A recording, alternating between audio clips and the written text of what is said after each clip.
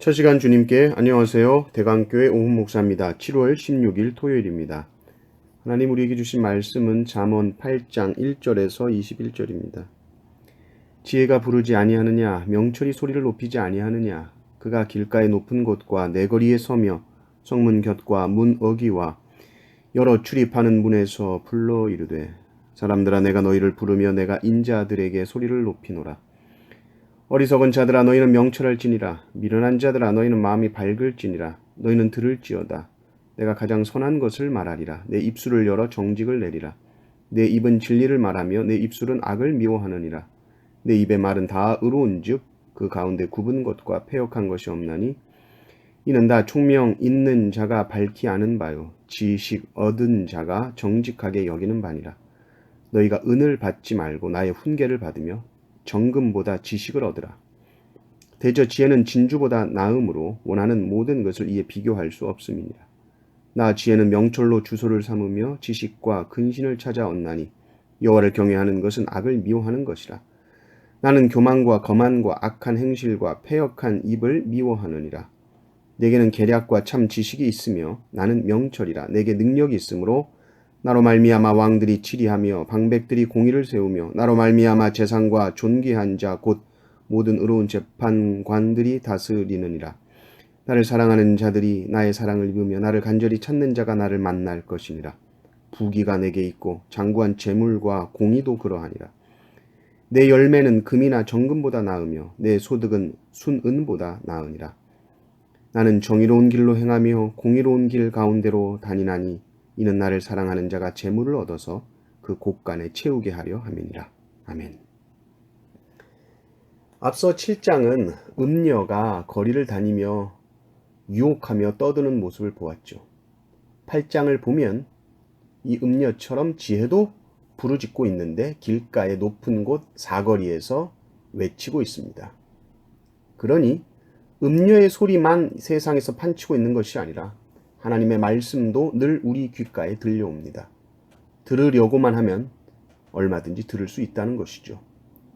또한 어두운 곳에서 은밀하게 말하는 것이 아닙니다. 많은 사람들이 모여 있는 곳에서 큰 소리로 외치고 있습니다.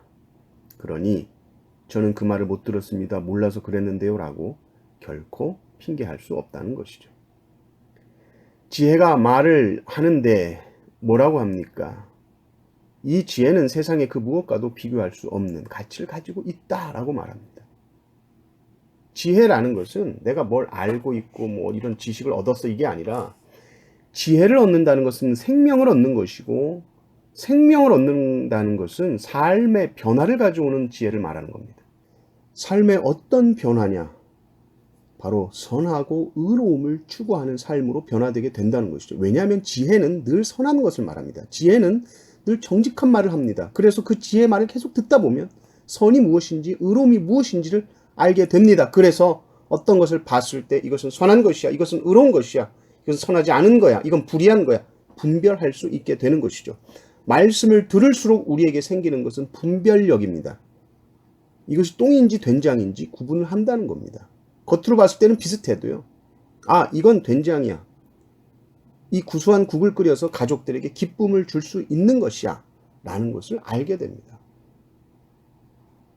지혜라는 것은 그러므로 너무나 중요합니다. 삶의 모든 것이 분별력이거든요.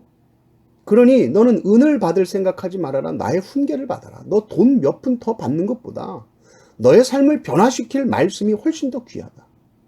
너가 원하는 모든 것보다 지혜가 훨씬 더 귀하다. 진주보다 귀한 것이 바로 말씀이다.